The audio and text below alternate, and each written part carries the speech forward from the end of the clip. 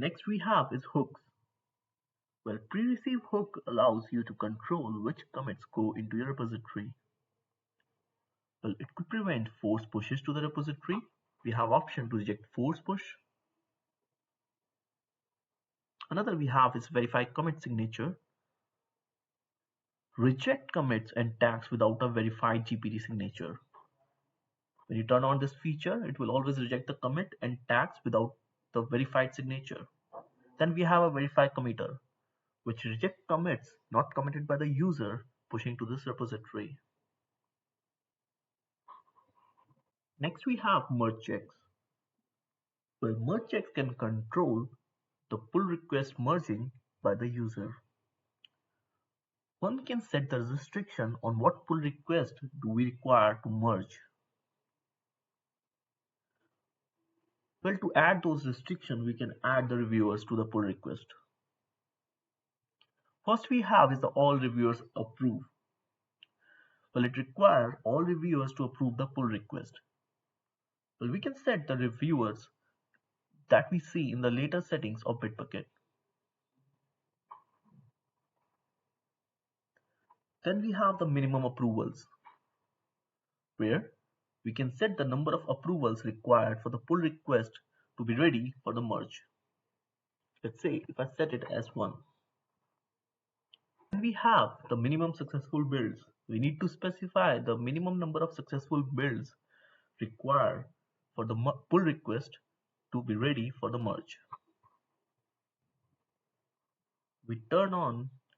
We need to choose a number of builds. Click on enable. Then we have no need work status. Will it block the merge if any reviewer have marked the pull request as needs work? Well, this is a kind of status that reviewer can add to any pull request, then it further will not allow the pull request to be merged.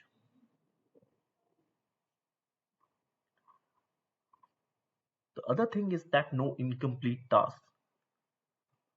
Well, we have number of tasks that are required to be completed before the pull request is ready to merge.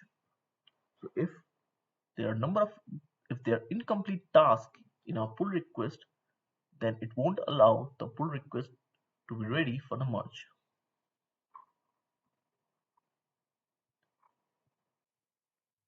Next we have is the merge strategies. Well, merge strategies affect the way the commit history appears after a merge has occurred. Let's look at some of the merge strategies. First we have is the merge commit, where we have no FF, no fast forward. So it is default. Always create a new merge commit and update the target branch to it, even if the source branch is already up to the date with the target branch. Next we have is the fast forward. Well, if the source branch is out of date with the target branch, it will create a merge commit. Otherwise, it will update the target branch to the latest commit.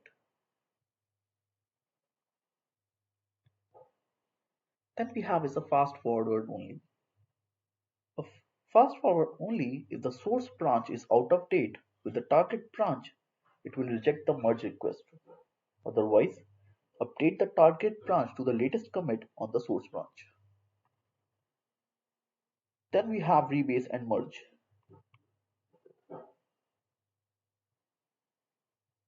For rebase and merge, commits from the source branch onto the target branch, creating a non-merge commit for each incoming commit. It will create some merge commit to update the target branch. Well, the pre-out branch is not modified by this operation. Then we have rebase fast forward.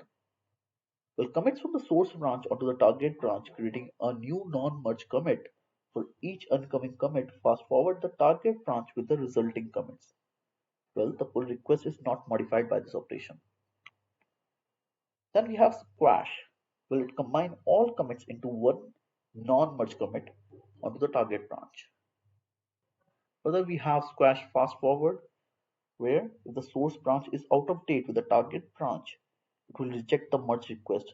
Otherwise, combine all the commits into a non-new merge request on the target branch. Well, we have two types, rebase and merge.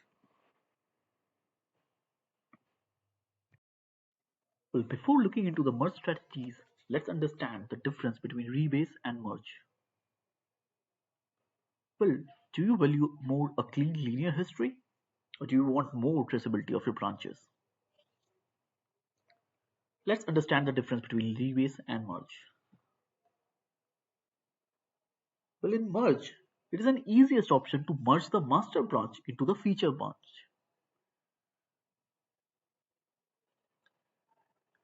Well, it always create a new merge commit into the feature branch that ties together the histories of both branches. It gives you a branch structure like this.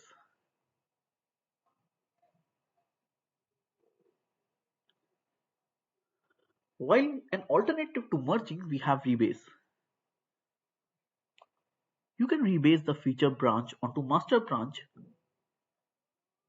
and it moves the entire feature branch to begin on the tip of the master branch, effectively incorporating all of the new commit in master. But instead of using merge commit, Freebase rewrites the project history by creating brand new commits for each commit in the original branch.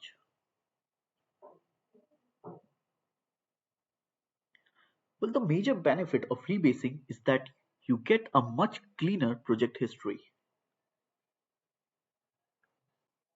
Another project setting option that we have is default reviewer. Well, one can choose the default reviewer for all the pull requests in this project.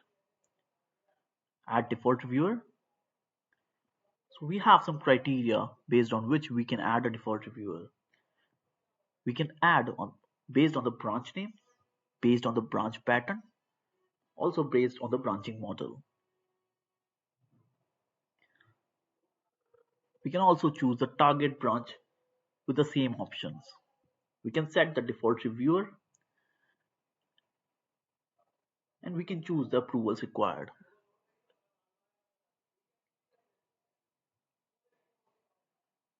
Let's set a default reviewer for this project. Let's say the source branch name is sdev.